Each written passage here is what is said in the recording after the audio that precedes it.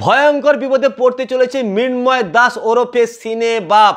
কঠোর শাস্তি হতে পারে এই মৃন্ময় দাসের। কয়েকদিন আগেই মৃন্ময় দাস তার সিনে বাপ ইউটিউব চ্যানেলে সৌরভ গাঙ্গুলিকে কটাক্ষ করে একটি ভিডিও আপলোড করেন। সেখানে সৌরভ গাঙ্গুলিকে রোস্ট করতে গিয়ে তিনি অশ্লীল ভাষার প্রয়োগ করেন। আর তারপরই সৌরভ গাঙ্গুলির সেক্রেটারি তানিয়া ভট্টাচার্য লালবাজারের সাইবার বিভাগে অভিযোগ করেন এবং তানিয়া ভট্টাচার্য কঠোর শাস্তির দাবি করেছেন। আর তারপরই ঠাকুরপুকুর থানা মৃন্ময় দাসকে নোটিশ পাঠিয়ে দিয়েছে।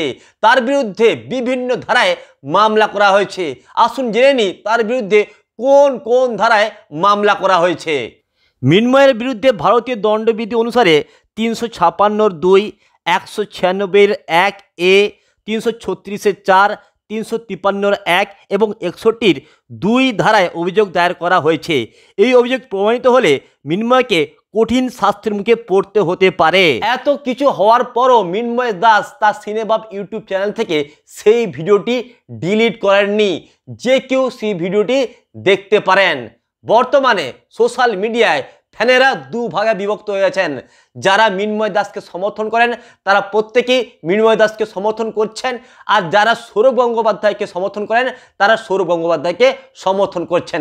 এখন ফ্যানেদের মধ্যেই যুদ্ধ লেগে গেছে। সেই ভিডিওতে যে তিনি শুধুমাত্র সৌরভ গঙ্গোপাধ্যায়কে রোস্ট করেছেন এমনটা নয়, তিনি কাঞ্চন মল্লিক, রচনা ব্যানার্জি, ঋতুপর্ণা এবং মমতা বন্দ্যোপাধ্যায়কেও কটাক্ষ করতে ছাড়েননি। তবে তিনি তার ভিডিওতে আরজিকর কাণ্ডে জুনিয়র ডাক্তারদের আন্দোলনকে, ধর্নাকে পূর্ণ সমর্থন জানিয়েছেন।